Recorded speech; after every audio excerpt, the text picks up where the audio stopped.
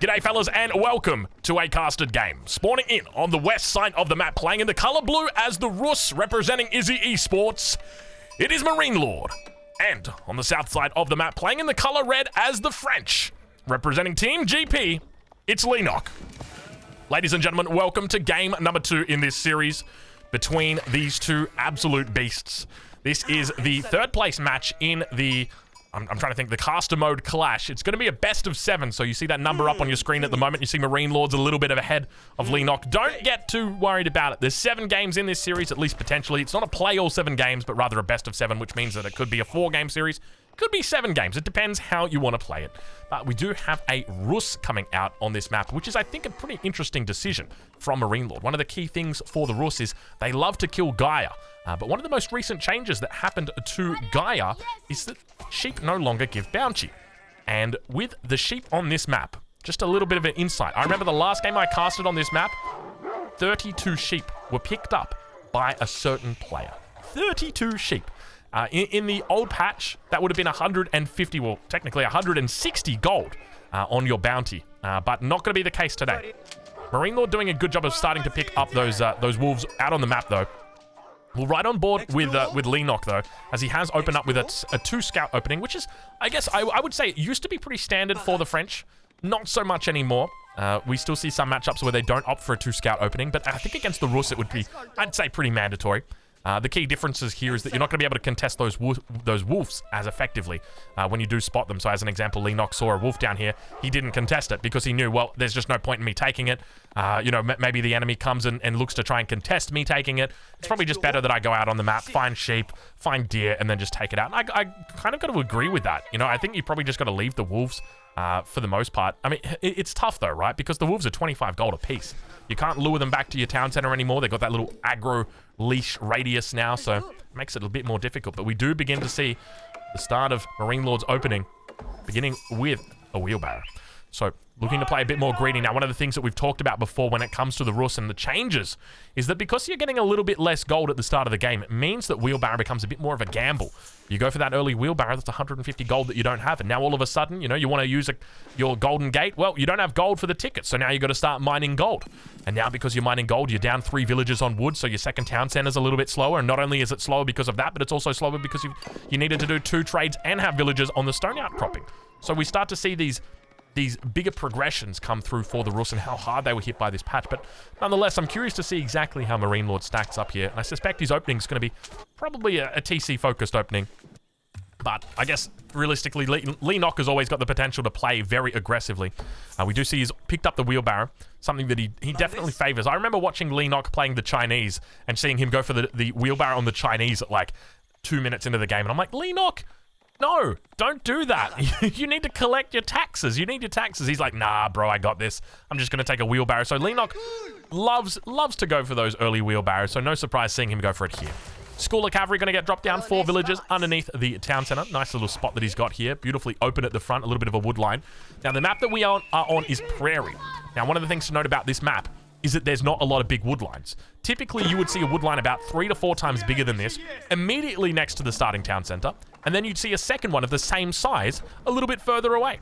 But on this map, it's not the case. In fact, your wood lines are very, very small. It kind of reminds me of, remember the old King of the Hill before they fixed it, where you started off with that tiny little bit of wood near your town center, but it was much further away. It was like this far away.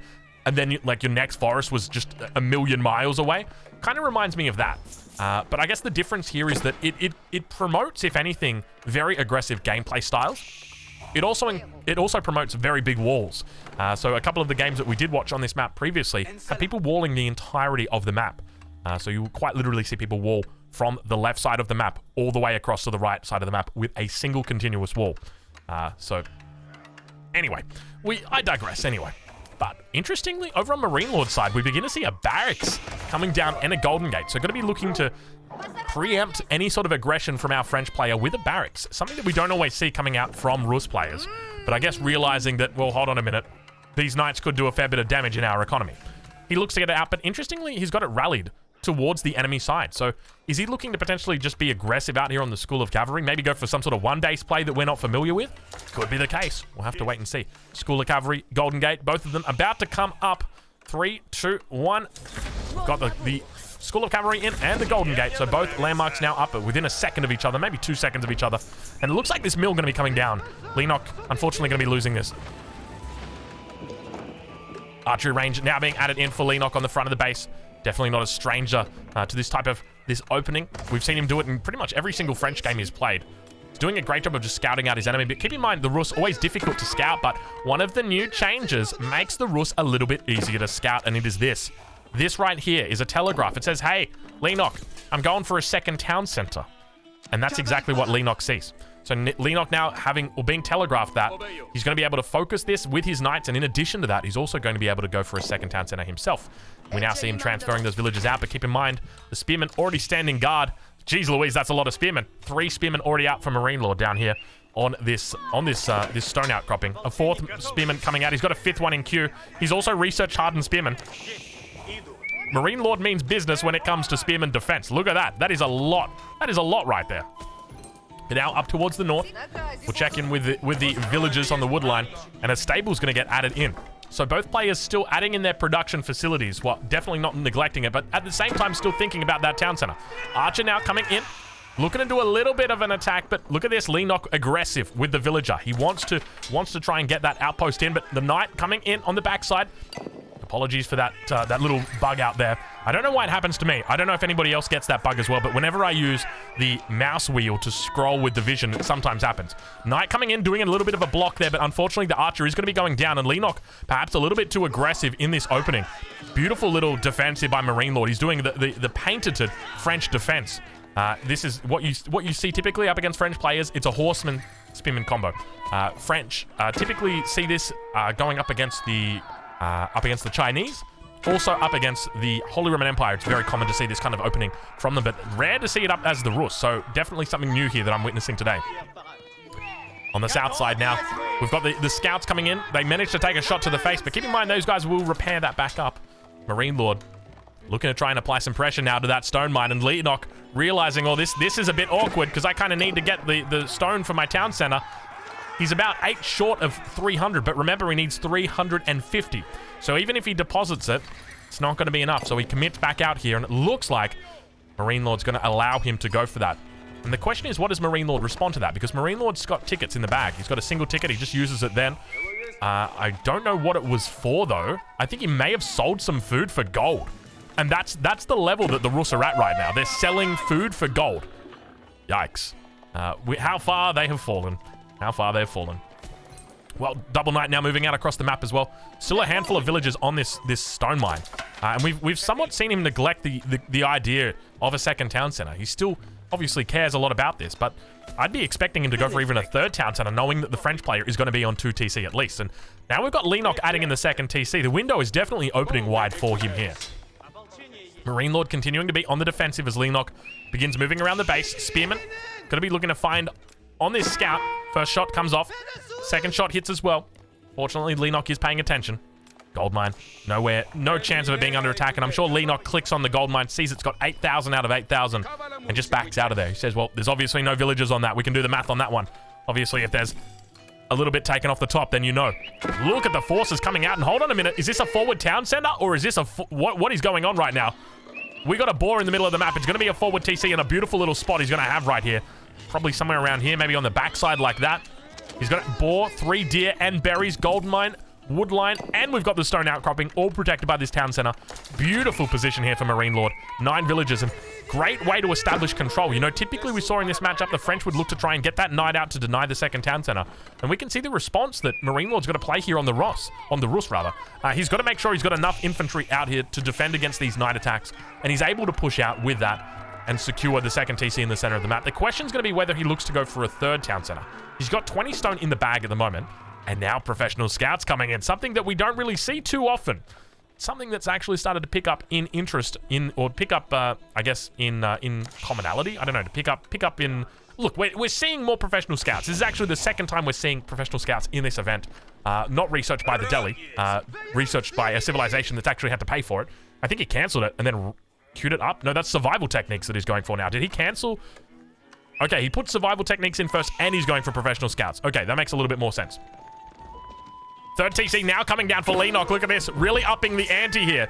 This is not what I expected. I didn't expect to see a third TC from Leenock, but now it definitely puts him in a bit of a difficult spot. Villagers might be in a little bit of trouble. We enter into the cinematic mode as Leenock looks to defend here. Town Center, don't let it be attacked. Oh no, Leenock, he's let it be attacked. The villagers standing idly by. There's not enough units here for Leenock, and MarineLorD's definitely found a window, and if that Town Center goes down, that's a huge amount of resources that are going to be lost, and you might as well just type in GG, and he's letting it die. He's letting it die. Leenock's letting the Town Center die. He cancels the Town Center, but at what cost? The Town Center, unfortunately for Leenock, took a huge amount of damage, and we can see Leenock sitting on 68 stone right now. What happened?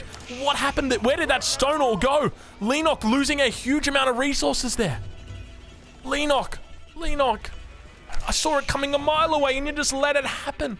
Leenock throughout this series has made a number of errors that just seem to be objectively so easy to avoid. It seems to a bystander that even Joe from Gold 3 would have been able to pick that kind of thing up. But unfortunately, Leenock doesn't. He now falls behind in score about 200. And that window is suddenly closed for him because now MarineLorD's forced him onto that 2 Town Center play. And makes it so that his economy is going to be a little bit less robust, a little bit more rounded. Only going to be working off the 2 TCs. We can see he is pulling ahead, but remember, the Rus player loves to get up to the castle age, loves to pull together things like the 5 relics. We can see with professional scouts, it's going to mean a better food economy for him as well. So he's got a lot of different things working for him. The +1 ranged armor now coming in as well. Leenock still sitting on the 2, 3 production, 4 production facilities at the moment, making GUA proud. This is exactly what GUA used to go for. He'd go for 111, and then he'd add in a 4th production facility, which was either a stable barracks or archery range, depending on how he was feeling, and just make a few more units out of it. So definitely making him proud there. But the second TC is a different adaptation. Always a little bit strange there. We'll check in with MarineLord. Plenty of villagers in the queue at the moment. He could cancel these and age up. He's got no gold to do it, though. 8 villagers on gold for the moment back here. We'll check in with the tickets. He's got 2 in the bag. Can always think about a potential 3rd town center himself. It's very easy as the Rus to be adding in these town centers. All you do, throw a few extra villagers on gold, a few extra villagers on wood, and eventually that wood's going to stack up. Eventually your gold's going to stack up, and by the time it does, you just buy a few tickets worth of stone, and you got yourself a town center. Congratulations. You played yourself. Because Leenock was doing a timing push. But I think in this position, Leenock probably a bit more likely to think about Castle Age. To be honest, I don't really know what Leenock's mindset would be right now. He's got a lot of spearmen coming out, but at the same time, losing the town center like that, he's going to be wanting to defend a little bit more. Villager count slowly pulling ahead for him. He's up by 4 villagers at the moment. And look at this mass of villagers moving out. MarineLord trying to be very aggressive. Raid back on the other side of the map. Looks like he's taken out 2 villagers. 3rd villager going to go down. 4th villager going down as well. And now the horsemen looking to defend on the front. We can see the spearmen a little bit confused. Don't actually get out their skewers and instead just walk into the enemy horsemen. Archers on the backside looking to try and defend against this melee composition that he's got, but gets completely swamped by these melee units. He's trying his best to take out the spearmen, but underneath the outpost, it looks like he's going to have to fall back away from this position. Speaking of falling back, the knights look to fall back away from that raid, but the outpost does get up, and with that outpost getting up, wooden fortress, or rather, with that wooden fortress coming up, arrow slits coming through will mean that this gold mine is going to have to be evacuated. He's going to have to relocate and move to a different area, and we can already see the mining camp coming down. Looks like he traded a horseman for a knight in the north of the map. Decent little trade here for MarineLord. Still about 200 points ahead, so definitely not game over just yet. But the question is whether MarineLord's going to be adding in that 3rd TC or not. We can see behind the scenes, economy's still pretty decent. Yet to pick up too many of those upgrades, whereas Leenock, he's upgrading out the wazoo. Only yet to pick up horticulture. Every other economic upgrade he's got. A little bit of a cleanup. Got to be careful not to step those archers too far forward. And now MarineLord continuing to posture on this aggressive stance. Starting to add in archers now. Realizing that the French player is adding in spears. He's going to have to add in archers of his own. Otherwise, he will lose. Technically, this 1-1-1 composition will always beat out this composition of I guess, you know, horsemen and spearmen. Just because the spearmen of the enemy are always going to be alive very long, and they're going to get very good value against the horsemen of the enemy. And you need a way to kill them quickly, and that is going to be the archers. Now moving down towards the south, a couple of horsemen.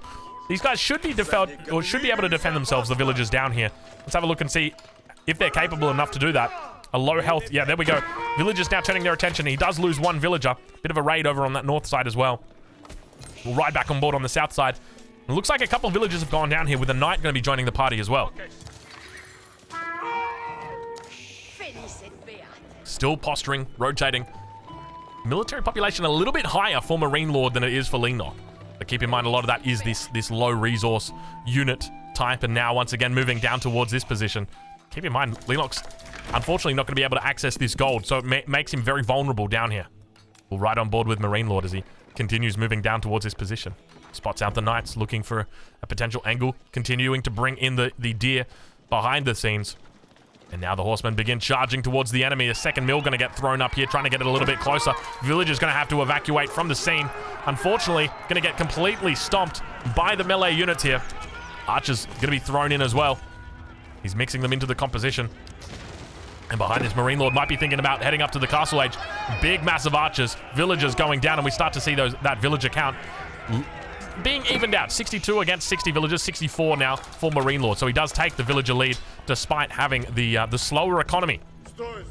Spearman chasing away the horseman out towards that east side, and he continues repelling this position.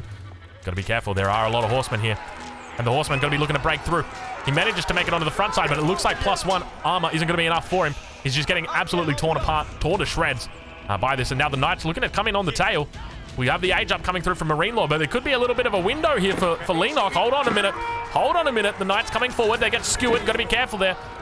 Loses out the one Knight, able to trade it out for a couple of spears. Not a terrible trade. And now the Spearmen going to be turning their attention towards the wooden fortress. Looks like it's probably not going to be enough to siege this bad boy down, but we'll have to wait and see how it plays out as Triple Knight go down on the front line.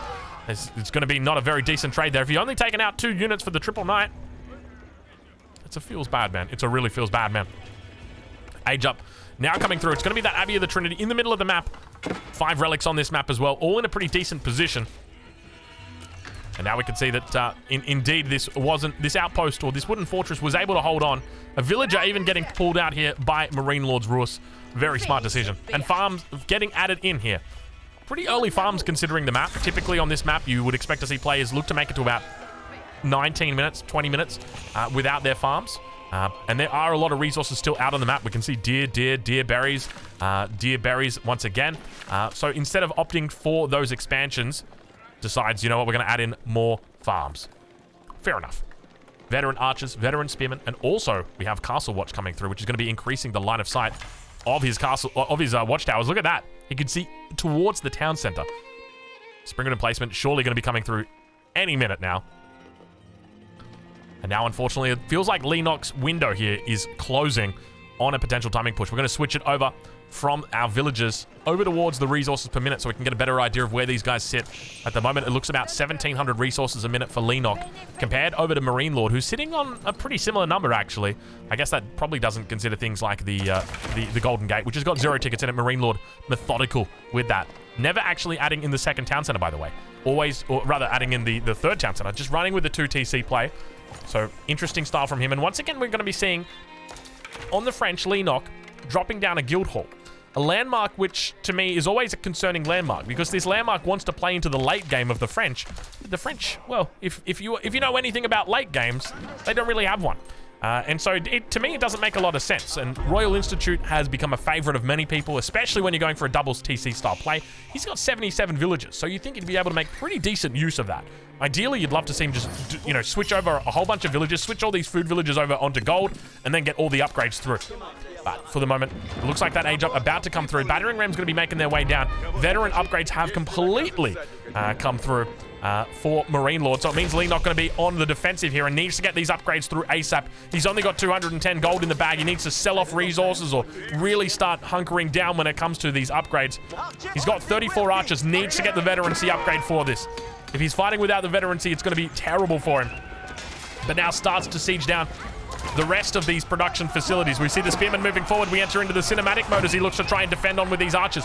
Veteran archers up against the normal archers, but keep in mind they've got their extra upgrades on top of it. Archers on the front line looking to go up against the horsemen. Needs to call in the spearmen. Where are the spearmen? Spearmen, we need your support right now. At the same time, we've got raids coming in over on the west side of the map, and Leenock continues looking to defend, and he holds on with the town center. Manages to find a nice little opening as well. Spearmen doing a pretty decent job. We hear sacred sites being captured, so I suspect that's going to be relics getting picked up by MarineLord in the north with his warrior scouts, but he's lost double production down here on here, Leenock. He's going to need to start thinking more about home and less about out on that map. Plenty of units still in here for MarineLord, but it looks like Leenock is holding on for dear life at the moment. Might lose a landmark, might lose another production facility out of it, but things not looking over just yet. Things looking over right now, though. Oh, my Lord, that was... I can't believe it. Things weren't looking over, but all of a sudden, Leenock just taps out right there and right then. It's going to be a 2-0 lead to MarineLord. Geez, that was beautiful timing, wasn't it? So MarineLorD's Rus taking it up against Leenock's French. Let's have a look at the village account and get a bit of an idea as to where they sat, despite having or being on the French.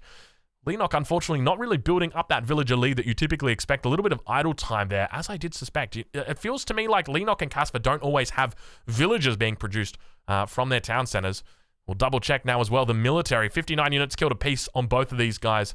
Very well played there by MarineLord. Congratulations go over to him. He takes the series up to 2-0, and we move on to game 3. If you're watching this on YouTube, well, next game is going to be coming right up. If you're watching this on Twitch, let's keep going. Hey, that's a line from Beastie Cutie. I stole that. Next, I'm going to be clapping and saying, gamers.